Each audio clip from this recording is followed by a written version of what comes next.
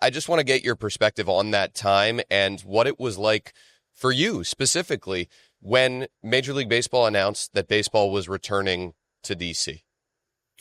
Man, that was a long wait. I came to the Washington Post, in the lowest rung you can have, coffee fetcher, phone answerer in 1969. And the team was there. The team didn't move until after the 1971 season. And every year it seemed we were about to get another team. In 1972 or 1973, I don't remember which, the San Diego Padres were so close to coming that the Topps baseball cards had Washington Senators under the San Diego Padre team picture. Oh, wow. And it always seemed like we were close. But it turns out we never really were. We were just being used to extort stadiums and other places. Shirley Povich, who retired in 1973 or 4, but he kept on writing for another 20 years. And when he died in 1998, he was still pushing for a team for Washington. He said, what does baseball think this is? This is the nation's capital. This isn't Chattanooga. It's a long time to wait for something to happen. But I grew up a 10-minute bike ride from RFK Stadium, and I'm just really, really glad it finally happened.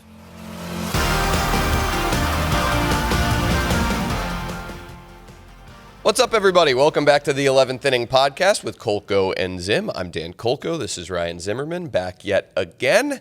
And Zim, you're fighting through pain today, man. You're battling. You're a warrior. I'm here, man. I'm here for you. I'm here for the people. I had 2 wisdom teeth pulled yesterday. So when I tell people that, they're like, why do you still have your wisdom teeth? And I guess I was one of the lucky ones who got to keep them, and they've been fine. And like a week or so ago, my tooth started hurting, and I guess somehow I cracked it. And they're like, well, we don't usually fix wisdom teeth, which now that I've learned makes sense. Yeah. So yesterday I went in, and the guy's like, yeah, and we also don't just take one wisdom tooth because then it throws off your mouth. So just 2 wisdom teeth, and here we are, grind it out, man. Go into the training room, get Paul Lassard, get Dale, get Papanico to work on you a little bit. Work on it a little bit, make sure I ice every 30 minutes, keep my head elevated, follow all the doctors. I'm a good patient.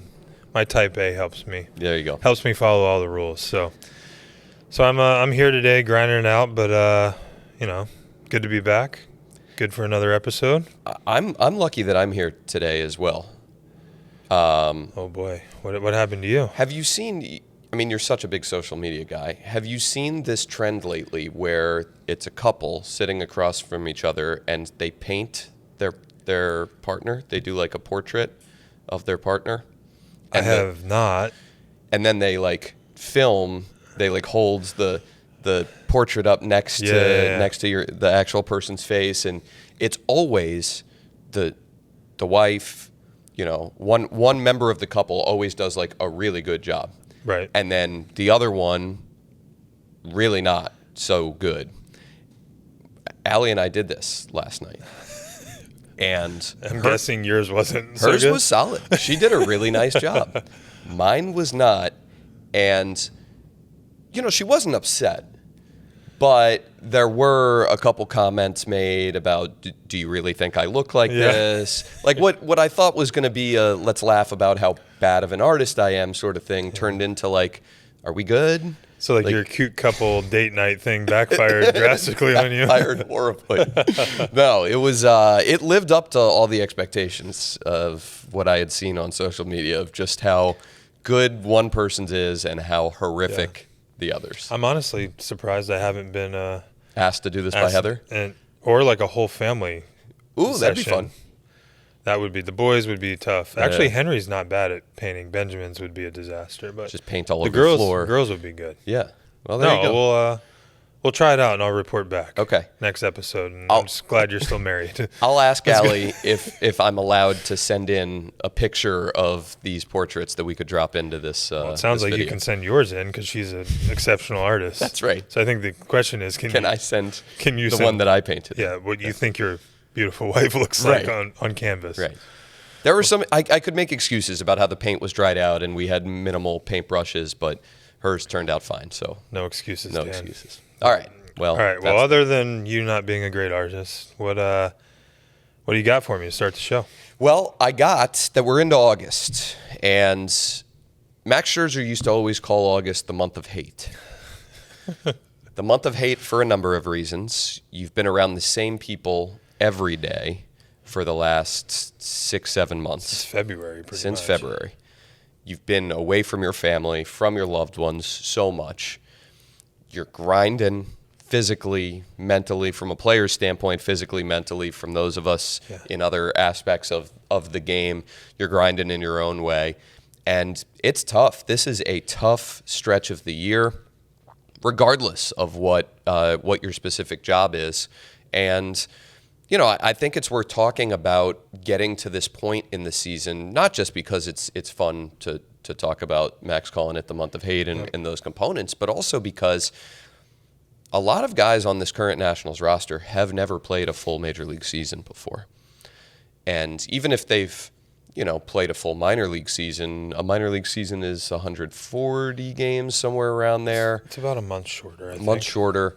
And there's a lot more that comes with being a big leaguer. There's the strain mentally, all of the pressure that's on you, that the asks that are coming from the media, from various sponsors or from fans or whatever it might be. You have to live up to a standard. So I think that just discussing this time of year is something worth doing, but also picking your brain from a player's standpoint on what does the month of August and into early September require of ball players? What does it take to rise to the occasion physically and mentally? And what's your perspective on getting to this point and then finishing strong? Well, there's a lot of different ways to look at it. First of all, everyone's kind of banged up by this point, which, people play hurt all year long, but, now you're getting into August, it's hot, you're having to do your work in the training room. Like, these things like kind of snowball, and it just always seems like by August, everyone's just tired of it. Like they said, the month of hate. And then you have the seasons where you're in it, and you have the seasons where you're not in it. The seasons where you're not in it, you have to continue to grind because you're a pro, obviously. You're coming to the field trying to win every day, even if there's not a good chance you're going to make the playoffs. If you're young, you're trying to prove yourself. You're trying to learn how to play, how to make your 80% good enough to be a good big leaguer. Because we always talked about that, like, nobody's 100%. You're 100% like the first day you show up for spring training. And then after that, it's like, let's see who can be the best. It's somewhere between 80 and 90%. And, you have to learn how to, scale it back when you're not feeling great.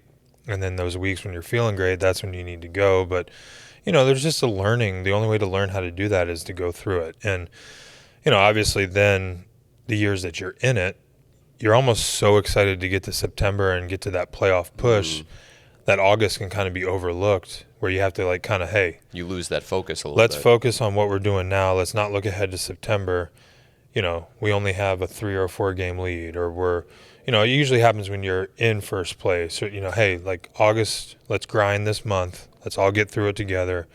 And then September is when the fun starts to happen. So there's so many different ways you can look at it. But as far as our team, I think, like you mentioned, a lot of these guys have never played a full big league season. And those extra 20, 30 games, whatever it is, I mean, that's a real thing. For a pitcher, that's an extra 4 or 5 starts. Yep. For a bullpen reliever, that's an extra, depending on how you're used, 10, 15, 20 appearances. Yeah. As a hitter, it's a whole nother month to keep your swing going, to keep grinding, to keep doing things. And, I think it's great for these guys to learn how to do this. Guys that have had good seasons like James, like, let's see if you can finish strong. CJ's been playing great lately. He's been through a whole one. And I think the pitchers like McKenzie and Jake, and, if you're having a great year, see if you can finish even stronger. If you've had a year where you think you could do better, like, hey, I'm going to challenge myself. Let's make August and September my 2 favorite months, or my 2 best months of the season. So I think the season in baseball in particular presents so many opportunities for an individual to kind of look in the mirror and challenge themselves and be like, if I can be my best in August, I know I'm going to be better than a lot of people. So I always used to challenge myself in that ways when, when the times are tough, try and step up and even be better than you are when the times are good. Max also used to call September the month of great. So you find a way to fight through the month of hate, and then there can be really good things. If you're a contending team, obviously, you make that stretch run for the postseason. Yep.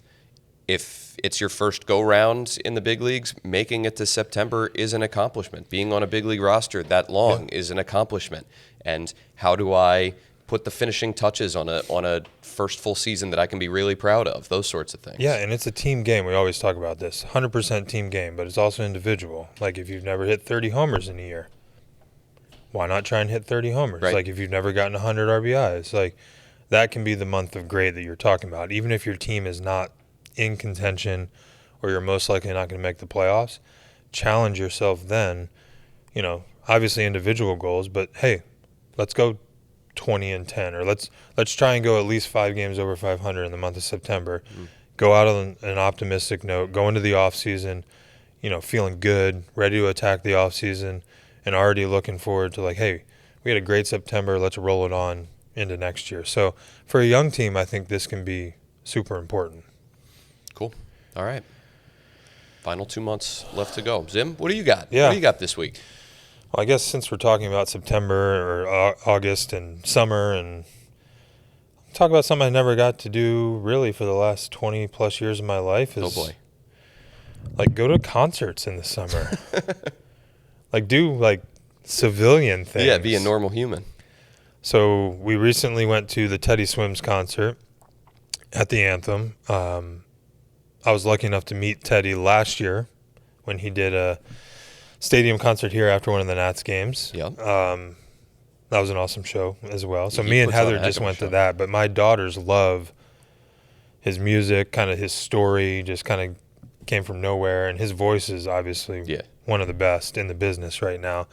So we got to meet him. And, after the show, he's like, yeah, take my number. We come back next year. Bring your daughters. We'll take care of you. And let me tell you, that happens a decent amount. And then the text goes out the next year. Crickets. No text back. I mean, those guys are busy and they're traveling. I mean, they're busier than we are. Listen, us normal people are used to firing off text messages and getting nothing back. It's kind of refreshing to hear that Ryan Zimmerman can fire off a text message and get ignored. I mean, it happens. That feels nice, actually. Yeah, I mean, it happens to everyone. I mean, I'm not important at all, really, ever, anymore, for sure. I mean, I guess there was maybe a time where I was somewhat important, but definitely not now. But, needless to say, shoot a text out and we get set up. So, we take the girls and it's just fun to see them go to concerts and see them in those settings where they're dancing and singing and to be able to be involved in it. And, these are things that I want them to learn. And, I think learning how to have fun in life and going and doing things like this and not watching a concert on a screen and actually going and experiencing it. So,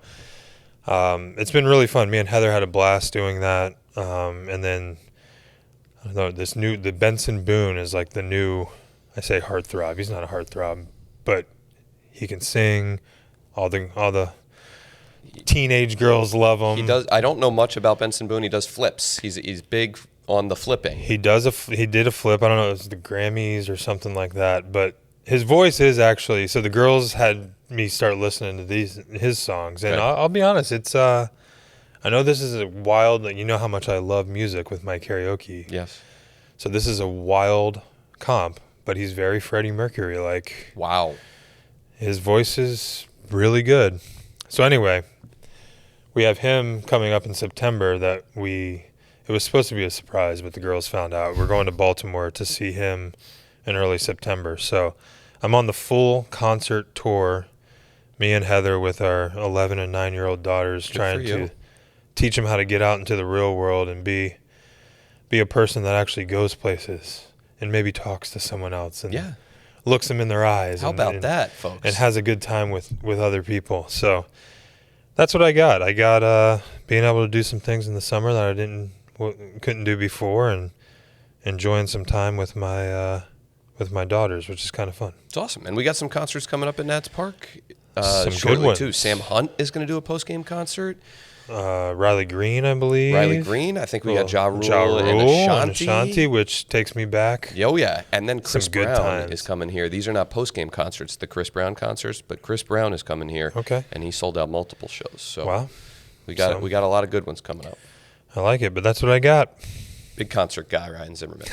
All right. When we come back, we're going to talk to a big baseball guy, a guy that Ryan and I got to know personally over the years, built a relationship with, and a guy that a lot of his readers have gotten to know on a different level as well. Tom Boswell, longtime Washington Post writer, columnist, and just very recently inducted into the Baseball Hall of Fame, the recipient of the 2025 Career in Excellence Award, the BBWAA award that they give out every year. Tom Boswell, acclaimed columnist, going to join us next here on the 11th Inning Podcast.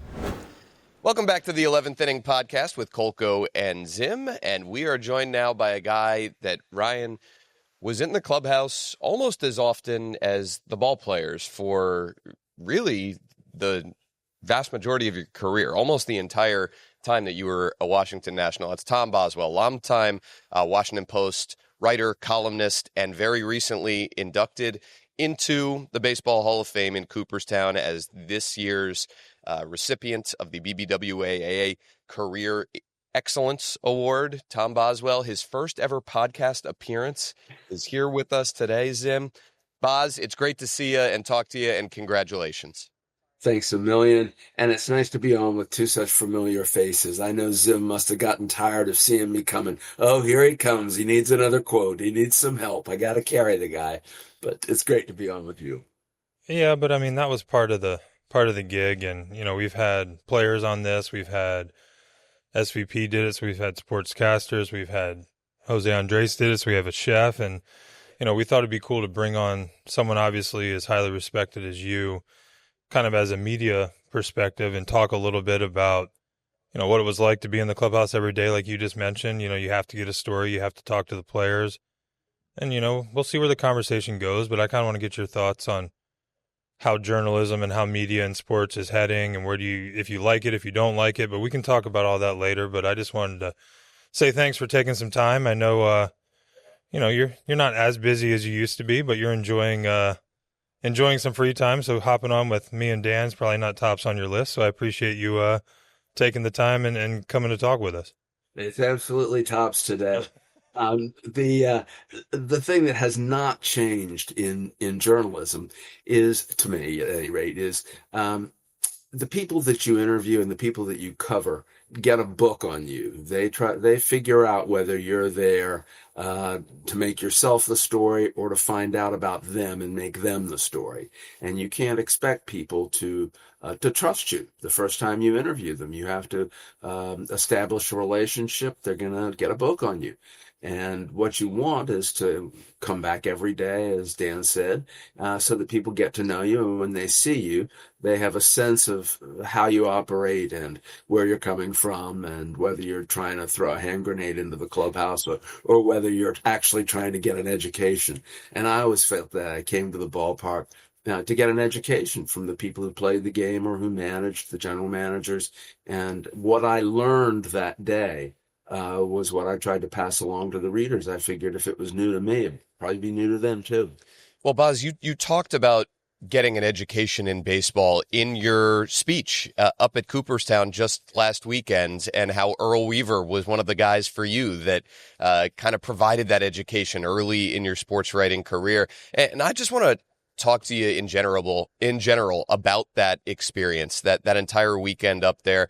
You live and breathe and eat baseball. And so I can only imagine the joy, the excitement that being up there provided you, just your presence there amongst all these people. But then the cherry on the top of all of it was the award that you were so honored to receive. So just take us through that weekend from your perspective, what it was like.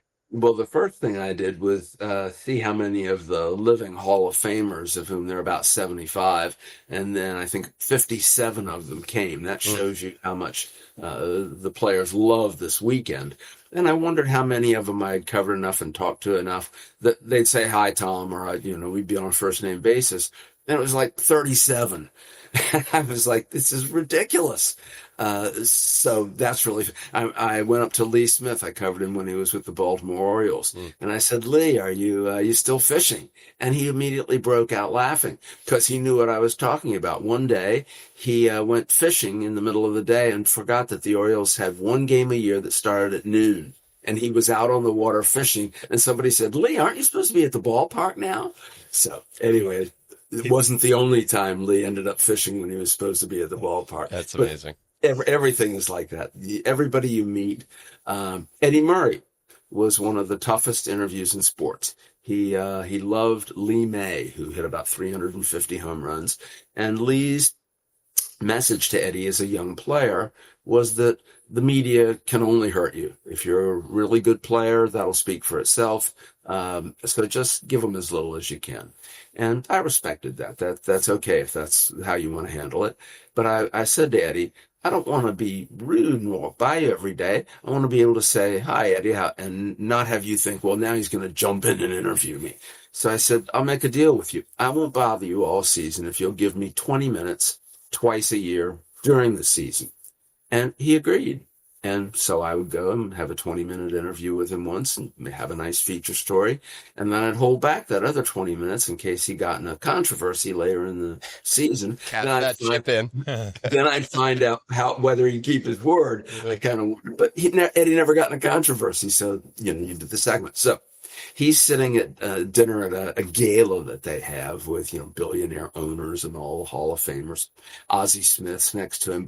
All their families are there. So I just go over and say hello to Eddie, and we start talking, and we start telling stories about Earl Weaver, about the owner, Edward Bennett Williams, about the feuds and whatever. A half an hour later, the table is empty. All of Eddie's relatives have left. Ozzie Smith and all his relatives have left. They've all gone to the food line. And Eddie has not realized that he never talks to reporters. He's been talking to me for half an hour and doesn't know everybody's left him. To me, that's the difference between the Hall of Fame and just walking into the locker room. Well, and I think there's a difference now. And I brought this stuff up about media today. And as Dan knows, and a lot of my close friends know, I'm really like 40, but I'm probably 65 or 70 in real life age. That checks out. I'm about a grandpa. I don't like social media. Anyway, that's a completely other tangent we can go off on. But, when I first came up, like you said, you were in the clubhouse every day.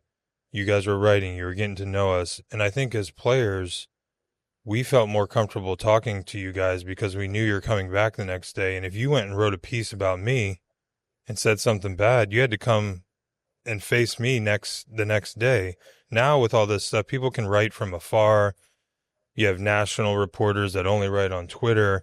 It's really easy to talk bad about someone when you don't have to go the next day and look that guy in the eyes. And I think we've lost that a little bit I don't want to say journalism, but media and even in real life. I mean, I think people are so ready to say bad things about people because they don't have to face that person. And I think going back to the beginning of my career and even towards the end, we've had really good beat writers here. And I always say playing in DC is great because it's a bigger market, but you don't have to deal with a lot of the stresses of a New York or an LA or something like that.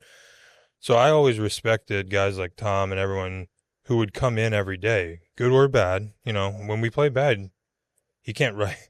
You can only make up so much good stuff when you're playing bad for so long. I mean, everyone used to come up to me, the younger guys, be like, man, they're really wearing me out. And I'm like, well, you're 2 for your last 25. Like I always said, like when you do well, they're going to write well. And when you suck, they're going to say you suck. And,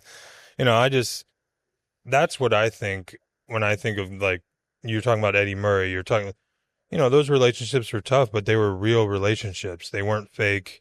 And you had to work to create those relationships. I have a favorite story about that.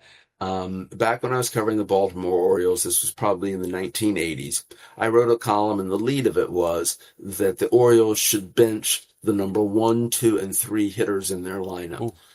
Alan Wiggins, Fred Lynn, and Lee Lacy. And I went through the reasons why I thought each of them either it needed to be replaced by somebody else, why they weren't as good as they thought they were. And I even mentioned that, which I'd learned from Earl Weaver, that Fred Lynn had refused to pinch hit with the bases loaded in Yankee Stadium because he had a cold. So I said that firemen went into burning buildings for $10,000 a year, but Fred Lynn won't pinch hit in Yankee Stadium because he has a cold. So the next day I was off. It was my day off, and I had buddies that we had a foursome that I played golf with all the time. But I went over to the Orioles, and Frank Robinson was a coach there then. And he said, "Oh, here he comes." And I said, "Yeah, on my off day, just to see those three guys, because I know there's going to be something there." Well, Alan Wiggins, I don't think read the story, didn't care. Lee Lacy had read it. It hurt his feelings, and we had a long talk. And I talked to him. I was an early analytics guy, and I told him, "Lee, you don't hit home runs, you don't walk, you don't steal bases, and you aren't a plus defender, but you do hit 280 or 290, but that's all you do. You don't bring anything else to the table. So, that's part of what I'm talking about." And, we had an in-depth conversation about it.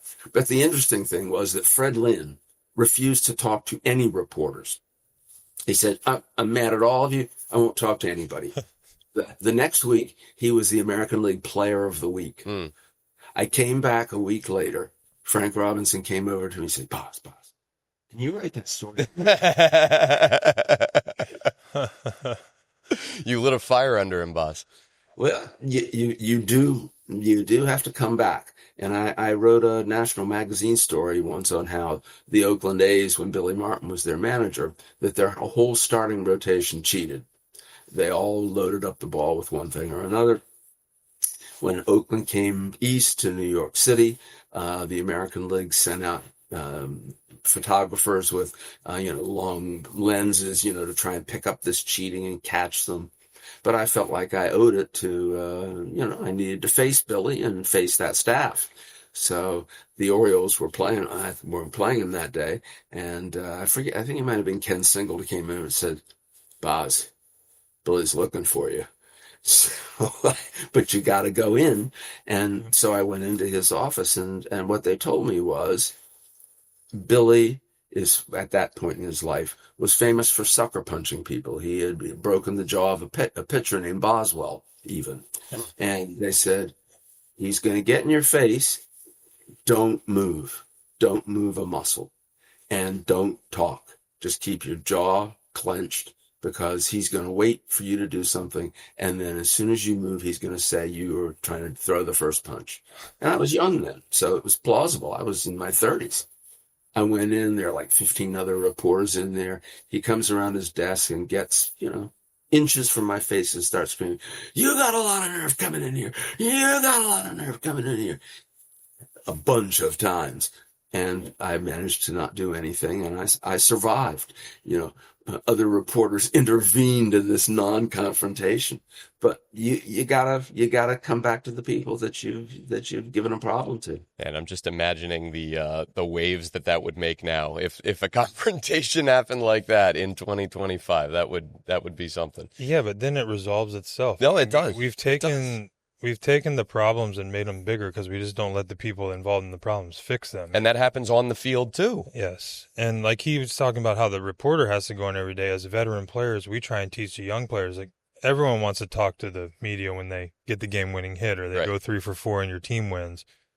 Well, you get respected by everyone in the media and in the city and by the fans if you're willing to stand in front of your locker when you strike out to end the game as well. So, there's a give and take both ways, and it's just, I think it's a fun part of the big leagues that doesn't really get talked about that much. And Major League Baseball actually does a pretty good job of preparing kids with media training, but the only way to really do it is to go through it, and you need good veteran guys there to teach you how to navigate. And the right answer is never talk to the media, and the right answer is don't always talk to the media, but it's somewhere in the middle, and it's different for everyone. But just being accountable and being honest, I think, is the two most important things that I was taught.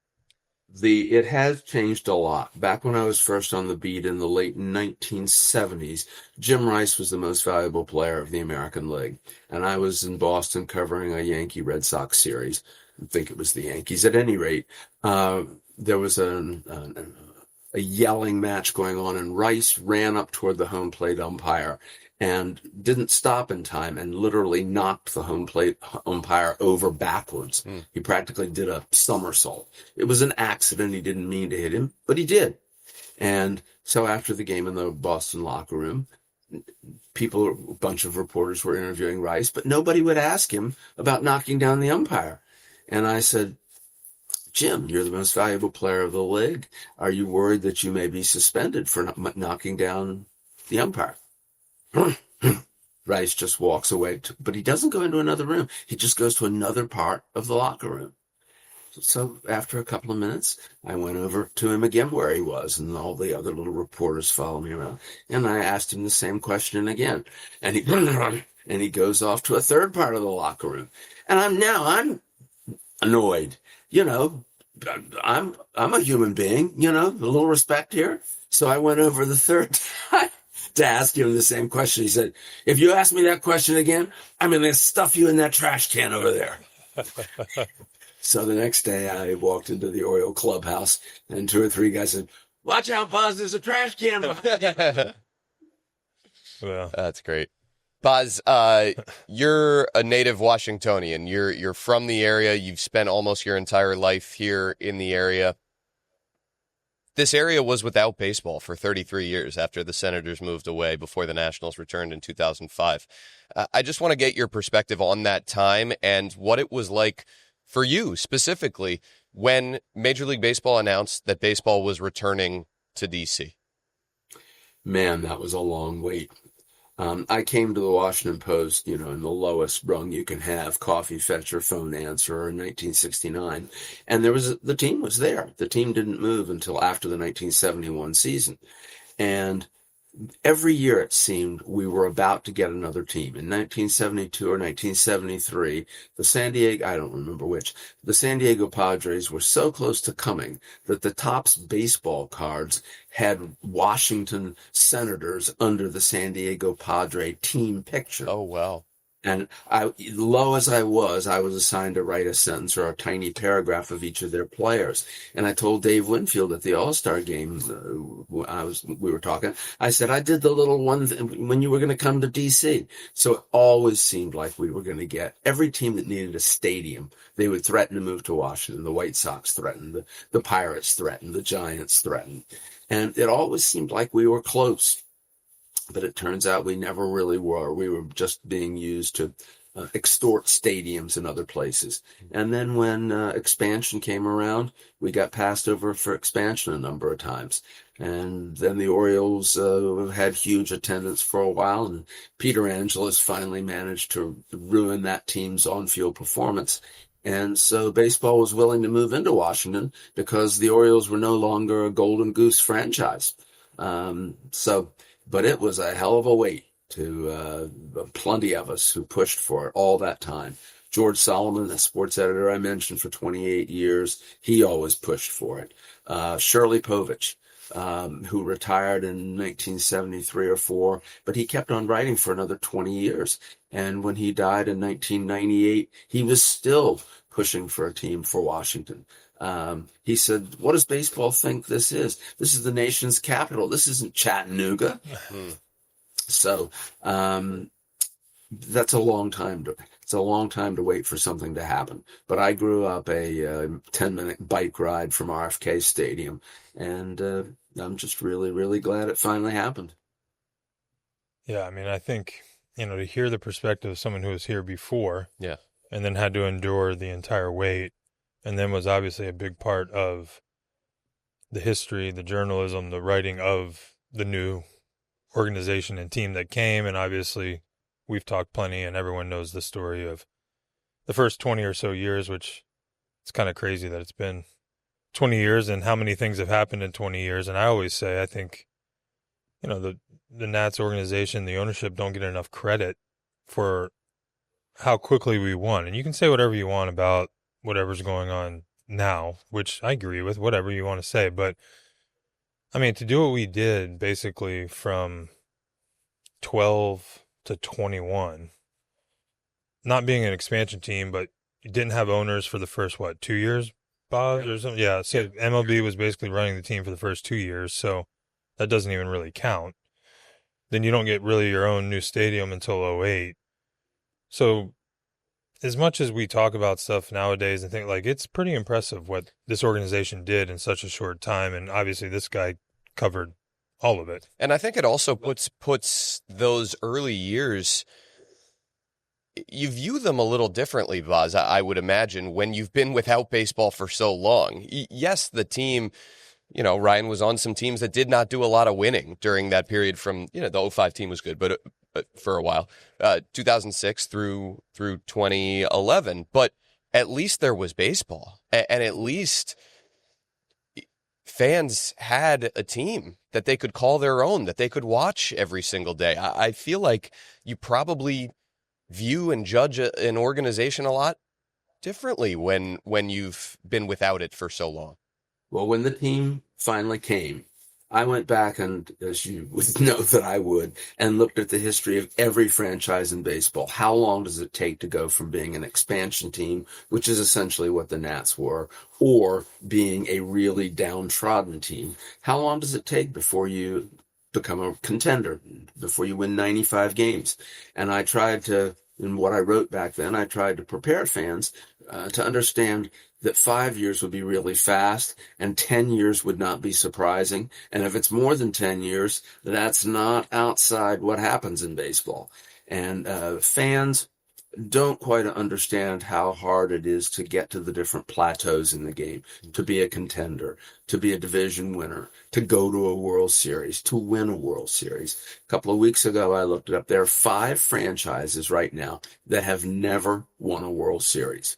The 2 teams in Chicago, the Cubs and the White Sox, one of them has won 1 World Series in 116 years, the other 1 in 118 years.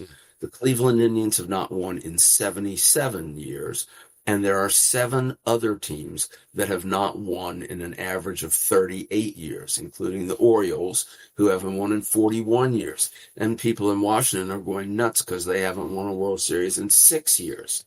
So you need a little bit of perspective here. It takes time to rebuild, to build initially, and it takes time to rebuild. So you can evaluate a rebuild, but man, if you think it happens in 3 or 4 years, you need to go through every other team and see how long it really takes. Well, and I also think, like, the winning of the World Series shouldn't be like how you're judged, because I think making the playoffs should be how you're judged. You should Especially strive, when you do it consistently. You should strive as an organization to make the playoffs every year. That should be your goal, because everyone wants to win the World Series. Like, when someone comes to you in spring training and says, "What's your goal this year?" It should be win the World Series. And then it's, "Oh, you said they're going to win the World Series." It's like, yeah, well, what do you want me to? What Like, am I here? oh, well, maybe lose in Game 5 of the NLCS. I mean, well, that's the dumbest thing I've ever heard. Yeah, you want to win the World Series, but I think in reality, your goal as an organization, I think personally, a successful organization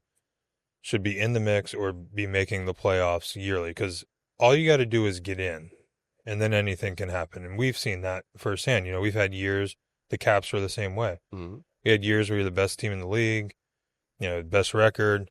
You don't make it past the first or second round. You have a year where you sneak in, win a wild card game, and then you win the World Series. So it doesn't matter how you get in. The goal should just be competitive enough to get in every year. And you're going to have the years where you have, you don't have as many injuries, you're super talented, and you win 98 and games. you roll through it. Yeah. And then you're going to have other years where you have some injuries, you got to grind. But as an organization, I think the best ones know how to somehow stay at that level in good years and bad years and be at least in the mix and hopefully making the playoffs every year. I agree with everything Zim said. And I also covered the sport before it's the way it was now with wild cards. I covered the 1980 Orioles, who won 100 games and didn't make the playoffs. Now that's screwed up. in my opinion. They were 2 games. They finished 2 games behind, I think it was the Yankees that year. So maybe the playoffs are a little watered down now, but I think that's better than the way it used to be when it was too tough. And you regularly saw a team that was one of the 4 or 5 best in the sport not make the playoffs at all. And I agree. It's more entertaining, more exciting now. Look at the trade deadline. Look at how many teams think, geez, if we can just make 2 or 3 of the right moves, we can make the playoffs. The Tigers were, look how well the Tigers did a couple of years ago when they were not expected to do anything. Yeah. And the fact that the postseason is completely different and it has a huge crapshoot component doesn't detract from the excitement. It's 2 entirely different sports. I'd love to hear Zim's feelings on the difference between adrenaline, focus, and just pressure of an important regular season series and October. Well, first of all, October is mentally exhausting. And everyone, after Game 7, everyone's like, oh, what'd you guys do? Did you go do this? Did you go do that? And I was like, honestly, man, like by the time you get in the clubhouse and all that stuff's done, you sit down in your locker, and it's probably one of the most exhausted I've ever been in my life, ever. You're physically spent from 8 months of it. You're mentally spent from the grind. And like, I think we played what? The wild card game. 5 division series games, 4 NLCS games, and 7. So we played 17 extra games. And like, we'd been playing basically playoff baseball since July because we had to win pretty much every game because we were so awful to start the year. But, I think as players, obviously, but I like the new playoff system because it attracts fans. I mean, baseball was in this, I won't say rut for a while where everyone's like, oh, you play how many games? Like, what? Why would I watch a Wednesday day game in July 22nd? And I think baseball had not a problem with that, but people love watching playoffs. People love watching when the stakes are the highest. Right. And as a player and as a diehard baseball fan, you understand that all 162 games matter. But if you're trying to bring new fans into the sport or bring people back into the sport, you need to have more games like Boz was talking about where, the heart rates are up, where the advertising is the best, where, the fans can lock in. And I think, if you, I wouldn't say watered down, if you add a few more teams that I still, like he said, there's teams that were winning 90-something games that weren't making the playoffs. I mean, those teams are deserving to play. And at the end of the day, if you're playing, a certain game series, like the best team normally wins. But, I think for the growth of the game and for the fans, I think the new playoff setup and protocol and all that is done wonders for growing the game.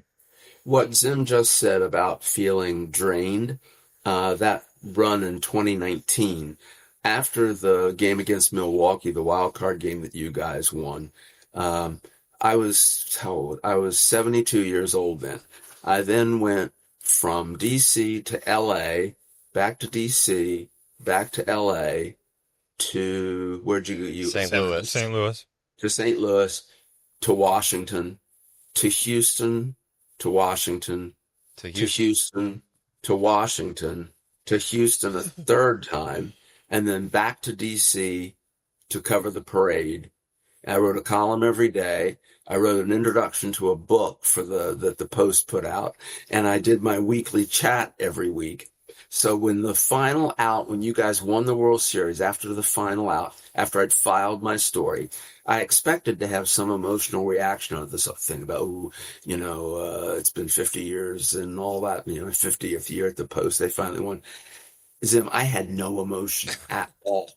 I had no reaction. I left the Houston ballpark just numb. The only thought in my mind is, dear God, let me find a cab. Yeah.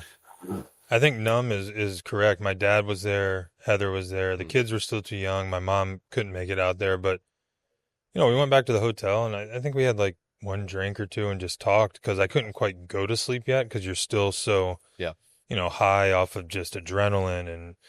But like you're sitting there talking and you're like, numb is you're like, wow, what just happened?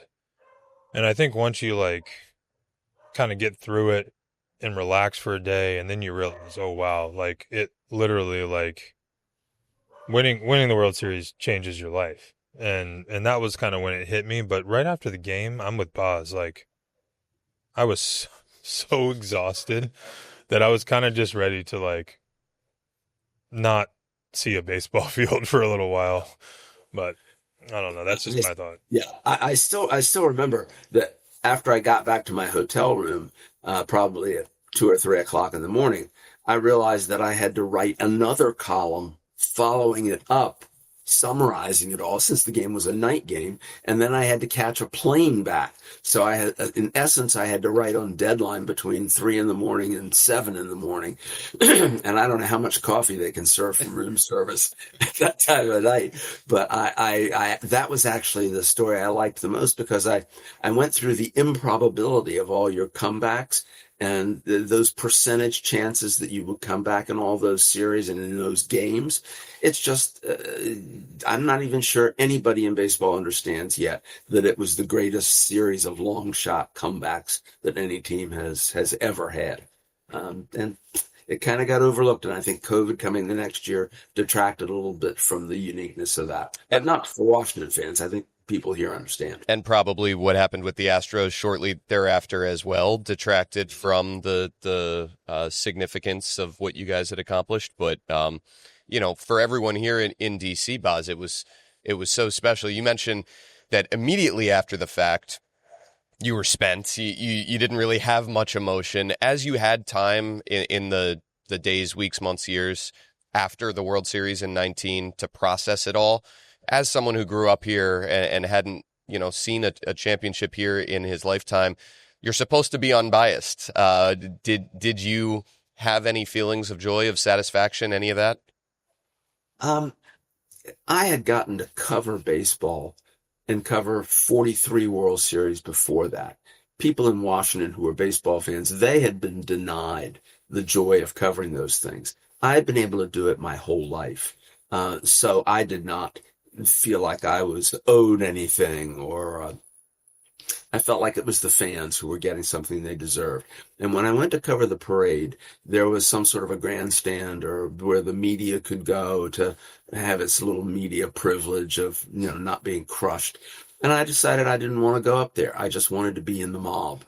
And so I just stayed in the zillion people and just talked to whoever I bounced into, and wrote a column about the fans' reaction to it, and, barely being able to move. And I felt like that was better. And I have a picture that Zim took a selfie of himself and the whole team behind him. I wonder if Zim has that picture, but I do. Yeah, I do. Actually, that was Howie's camera. Took Howie's camera. And I still, to this day, think it's one of the most incredible pictures ever taken. I know I took it humbly, but because it was at the end of the parade route, which means that I was okay, but I wasn't as bad as some of the guys, but I had a few adult beverages during the ride, and it was a real camera. It wasn't an iPhone, so I just turned it around. Like, it's not like I was looking at a screen to take a selfie. It was just an old school camera. So I just took the picture, and I'll never forget when Howie reached out and he's like, "Man, that picture you took where you just stole my camera and laid down." He goes, "Wait till you see this picture." He actually got it. He got me a print, like, on glass that's black and white, Yeah, and signed it for me. And, like, it's actually up in my house. It's one of my favorite, I guess, pieces of memorabilia from that run. Just because Howie, first of all, is just such a great human being and was so important for that team, like everyone. But, to have him take the time to do that, sign it, write a little message on it for me, it's one of the things I'll never forget and I always cherish from that run. they've got Howie's ball that hit the foul pole in Houston. They have it at the Hall of Fame. And what distinguishes it is that it has orange paint on it. I love it. I love it. That's so great. Well, Boz, you've been so generous with your time. We want to get you out of here, but before we let all of our guests go on the podcast, we wrap up our interviews by Ryan firing some rapid-fire questions at them. We call this 5 walk-off questions from Mr. Walk-Off. All right. Oh, God. Yeah, they're not too bad. First one's easy. What's like the mantra you live your life by, or what throughout your career What were you taught? Like who taught you? Like what was your slogan, or what made you get up every day and go to work? I've got a bunch, but I'll use one of the simple ones. Inch by inch, life's a cinch. Yard by yard, it's really hard. And I think that if you pay attention to the day, you pay attention to the week, that things take care of themselves. If you try to look at your entire future, what is the big meaning of whatever it is you're doing, my marriage, my career, my child, whatever, that's not the best way to do it. The correct way is process. So inch by inch, life's a cinch. Yard by yard, it's really hard. I love that. Man, this is my favorite question because everyone has answered it spectacularly. Yeah. Like these are things that I'll like tell my kids. Yeah. I use this just for parenting advice, but it's good. All right. We kind of talked about how media coverage changed. So like I was going to ask you about that, but here, what's your coolest Nats article, story, or press conference that comes to mind? What do you, obviously you've written thousands, so I'd like to ask you that because usually when I ask you, something's going to pop in your head, and like, what's a memory that pops out about a story or a press conference right now? All right. The first thing that popped in my mind was the year you moved into you played in RFK. Everybody, all the players on the team thought that they'd hit a ball in the power alleys and it would not go out of the park. And they just couldn't believe that the signs were the right distance. Somehow they seemed to be mismarked. And Barry Svaluga and I went out. I remember that. 7 hours or whatever before a ball game. And we snuck out on the field and with 100-foot tape. And we took turns running out there before the PR people could catch us. And we measured the distance to the power alleys and the center field fence. And we found out that they were off by 18 feet. And I loved that story because they caught us and they threw us out before we could finish doing all the measurements that we wanted to. The PR people did. And I just loved, and Barry and I still laugh about, racing out there and measuring it. And then later in the season, they got one of those laser pointers and found out just how bad it was. But they had put the outfield signs in the wrong places. Oh my goodness. When they got those pieces of fence back from 30 years earlier, they didn't put them in the wall in the right order. So, That's hysterical. That is a great story. That's awesome. I had no idea. Yeah. That's great. All right. Favorite player or team to cover? Another tough question for you. Or maybe most interesting player. I like bad teams that overachieve. Okay. Before the 1989 season, I'd covered the Orioles for years. I wrote that they had a chance to be the worst team in the history of baseball, and I essentially made fun of them in as kind of way as I could in a magazine for the Post magazine. That year, they were still in the pennant race until the last weekend of the season, and no one could understand how they were doing it. And I did root for that team, and I had to write another magazine piece in the middle of the season apologizing for being an idiot for not seeing it. And my other favorite team was the absolutely horrible team that you played on, that I didn't want to lose 90 games. You finished 73 and 89. Mike Bassick was one of your best pitchers. I think, I can't remember which year it was, but I just pulled for that team like crazy because there was just no visible talent whatsoever, but they wouldn't quit. And I would just say, if they're only down by 2 runs in the 5th inning, the bullpen is the least bad part of their team. So, but when a team's good, I have no trouble whatsoever letting them. They're on their own. You're talented, you're rich, you're on your own. We always used to joke we would have to play a perfect game and the other team would have to play a bad game and make like 2 or 3 mistakes. And that's not a good feeling coming to the ballpark knowing that's what it's going to take to win a big league ball game. That's great. I love that. All right, you're obviously a student in the game. You've been around forever. If you could make one rule change, what would it be? I would want someone to come down from on high and figure out how to get the salary structure in baseball fair to both the owners and the players. because I covered the labor management situation in baseball for the Post from 1975 through the strike in 94, 95, and then to a lesser degree for years after that.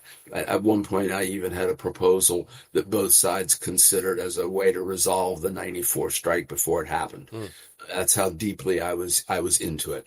It's reached the point, and back then we used to talk about billionaires and millionaires. Now it's billionaires and 10 millionaires. I'm not in favor of a salary cap. On the other hand, the current structure just isn't working. There's too much of a gap when the New York Mets can pay a luxury tax penalty of something insane like, I'm sorry not to be up on the detail, but like $40 or $50 million, and they don't care. So I pull for them to lose every game just because their owner is so shameless. So if I could have one rule change, it would be a huge one, and it would be for somebody to come up with a fair resolution of this before we lose the entire 2027 season, because this feels like, right now, feels like 1993 when everybody who really understands the game is saying, oh man, this is going to be ugly. And that's what you're hearing now. Yeah, I was going to say, well, get writing and get figure it out. Figure it out, buddy, please, and throw it out there. And maybe we should start talking about it now instead of 6 months from now, so we can work through some stuff. But I like that. Yep. All right, last one. We asked this to everyone. We asked the first question to everyone and the last one. I'm thoroughly ready to hear his. I'm fired up for this. What is your go-to karaoke song?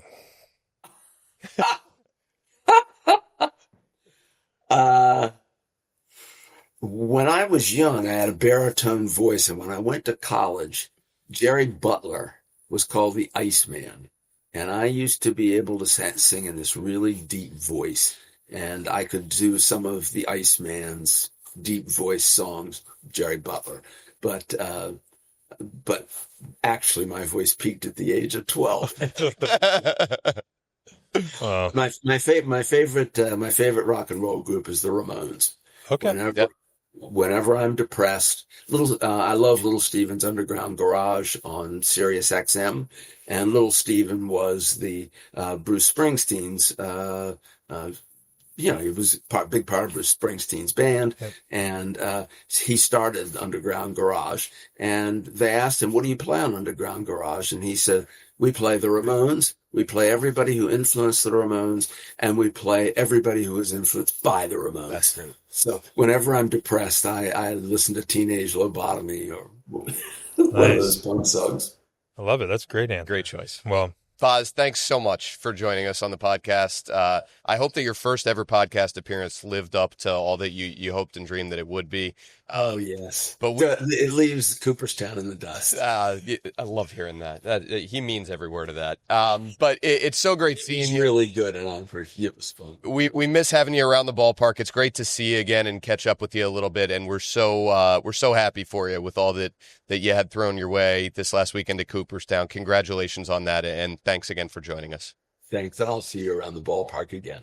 Yeah, thanks, Boz. Always a pleasure talking with you. And like we said, thanks for always being honest and accountable. And, it was a fun relationship we had for those years, and obviously still have the relationship. So lots of respect on this side for you.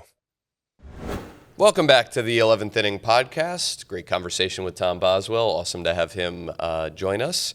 And now we will get to some of your fan questions. You can submit those questions to the 11th inning at nationals.com. How have I now forgotten this each of the last two episodes? We've done this 11th.inning at nationals.com. 11th.inning at nationals.com. Makes me feel better about my media expertise, because I can barely even remember my segment at the end, right? The 5 walk-off questions. And you're supposed to be a pro, and you can't even remember the email. So, well, that's really what I'm here to do, Zim, this is to makes make me you look good. Yeah, so. well, I mean, just remember the email, Dan. Like, come on, clean it up. Let's get to these that fans have submitted at 11th.inning at nationals.com. First one from Jacob Lafoon, who says, "Hey, Dan and Zim. I'm Jacob from Richmond, Virginia. I'm a huge Nats fan, and Zim is my favorite all-time player. His was the first jersey I ever owned. Jacob asks, Zim, would you ever consider the manager position? I think you'd make a great skipper.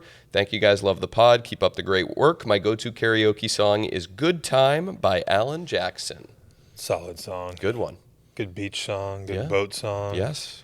I like it. Well, would I ever consider being a manager? So I think one of the coolest things about what I've been doing these last couple years is I've had a chance to really be involved in every facet of the organization. And that's kind of what I wanted to do. I wanted to learn, as a player, you learn a lot of things. When you play somewhere for 17, 18 years, you get to know a lot of people. And I was very lucky to, learn a lot while I played.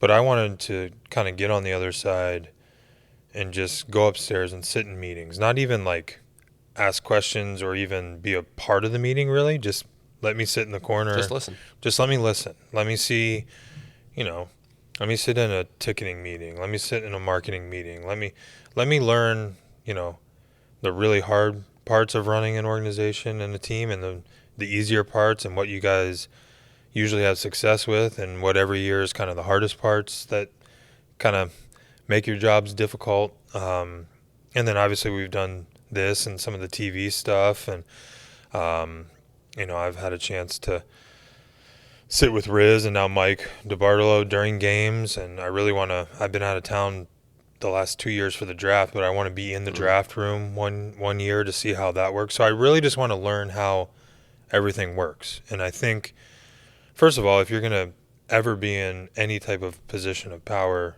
for any organization, I think it's really important to know how the whole organization works, because then you can relate to the people that work under you or for you or with you, and it's a lot easier to make good decisions when you know what other people feel and how they think. So that's kind of been the goal. As far as would I ever want to be a manager, I think the thought of being a manager is really fun.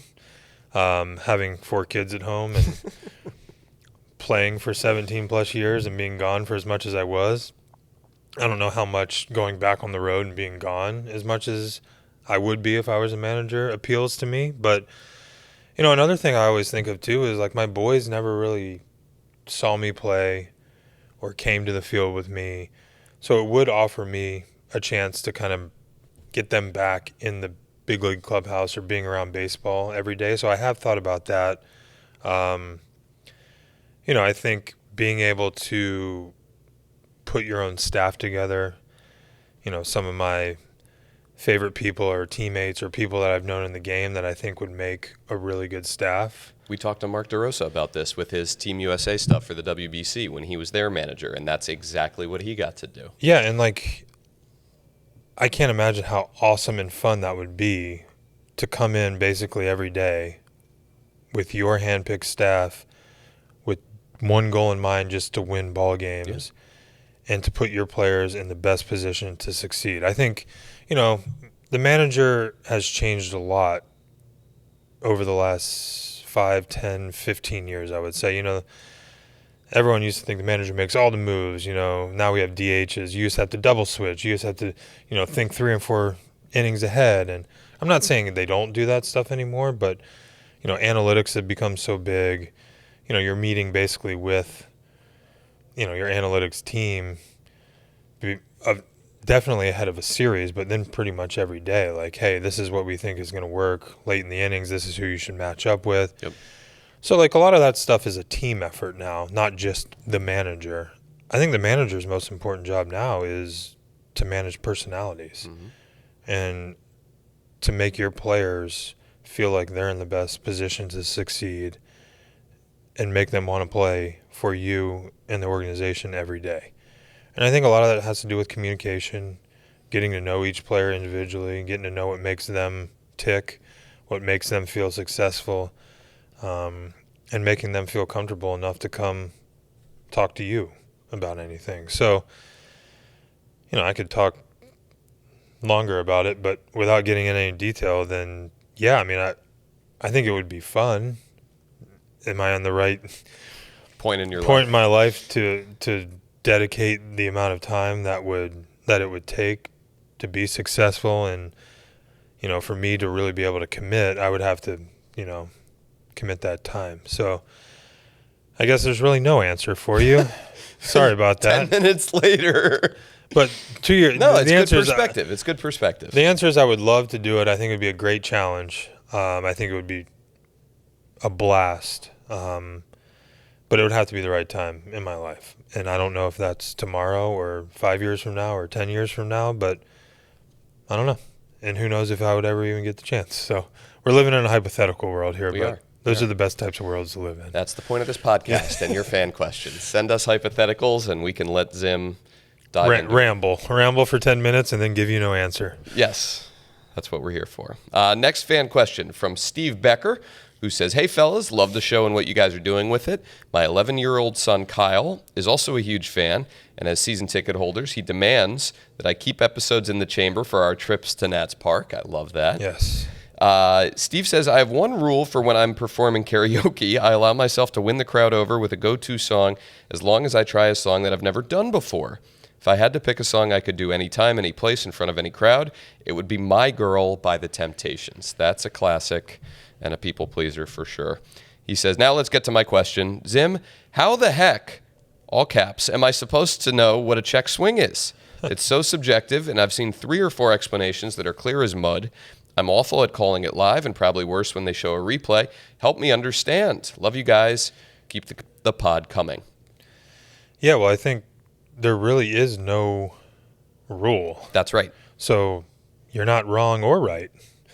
It is what it is, I guess. And I mean, also, like, the thought of the first base umpire who's probably 120 feet away being able to see how fast a bat moves and make a correct call is, I would say, asking a little bit too much of a human being. So for me, it's one of those things where it's just kind of like sometimes you get away with some stuff. Sometimes maybe You get hosed. you get hosed on one. And I never like saying this because nothing ever evens out. Oh, they all even out. It's like when you get a broken bat single, the Right. pitchers are like, oh, well, they even out. It's like, well, the guy dove and caught my line drive in the gap. That was going to be a double with 3 RBIs. And now I got a broken bat single with nobody on base. That doesn't even out. Yeah. But yeah, I mean, I think the league has obviously been thinking about this. And I think it goes even deeper into like the new robo umpire stuff and the technology that's going to become available to us in the near future. I think they're going to try and use some of that for check swing as well, right? I think you might know. Dan, he knows emails and he knows league technology, so I'll hand it over to him. So Zim is right. Major League Baseball is considering using the new ABS technology and things that go into that to set a modified limit on what a check swing would be, and they are, again, this is all hypotheticals. Right. They are considering making that a 45-degree line. So almost you picture a right-handed hitter, his bat going out like towards the 4-hole or the second base position into fair territory. 45 degrees with the front of the plate being kind of the starting point of that, which would have multiple benefits in the league's mind. One of which is that it would set a defined line on what is a check swing and what is not, one that could be challenged using the ABS technology. Right. And another is that if now that 45-degree line, if the listeners are picturing that in their heads, that's significantly further out, much more of a swing than what you are used to in today's game. Normally you get to kind of like parallel to the plate sort of thing. Did you break your wrists? Yeah. Did the bat, if you make contact with the ball, is it going fair? Is it going foul sort of thing? 45 degrees well beyond that. The goal there being, if we allow hitters a little bit more leeway on what is a check swing and would not be a strike, that might, in theory, cut down on strikeouts and lead to more balls in play, which Major League Baseball has been efforting to do.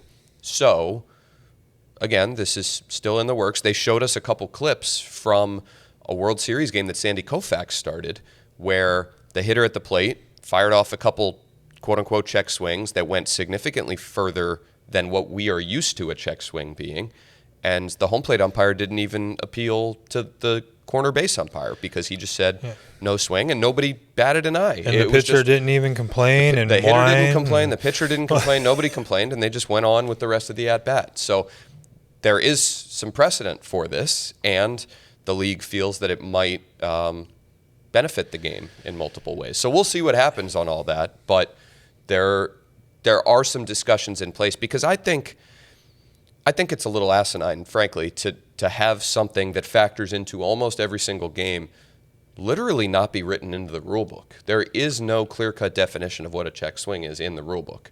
I find that a little silly. Well, and it's also kind of like, at the end of an NBA game, you have to really foul someone to get a foul call because they're like, let's let the players decide the game. Right. Like, I feel like at the end of a baseball game, the umpires are very hesitant to, end a game on a check swing unless it's, egregious. So, yeah, I don't really care what it is. If the players know what it is, then at least we can adjust and the pitchers know. Just give me a clear-cut definition or the technology. Show me what it looks like so that I know as a player, because a lot of players now stand on the white line on the back of the batter's box. Right. I was 6 inches in front of that. I don't know why. I just always did that. So if I'm closer to the front of the plate, do I now not have to go that? I would want to see the technology and the statistics and just see what it is. Not that I would change my entire batting approach for, the 10 or 15 check swings I might have every year. But I think my thought is just let the players know what the rule is and we will adapt and adjust from there. But having a rule, I think, is a good way to go. I agree. We'll see what happens in the future. Awesome stuff. Keep your fan questions coming in. We really appreciate them as always. 11th.inning@nationals.com. Got it that time. 11th.inning@nationals.com. Thank you to Olivia Taylor. Thank you to Lizzie Bowles. Thank you to Wendy Bailey, our executive producer. Thank you to our entire staff helping us put these episodes out every couple weeks. And Zim, we'll send another one everybody's way 2 weeks from now. Looking forward to it. Great show, and these get more fun every time we do them. Yeah. Thanks for listening, guys. We'll talk to you in a couple of weeks here on the 11th Inning Podcast with Kolko and Zim.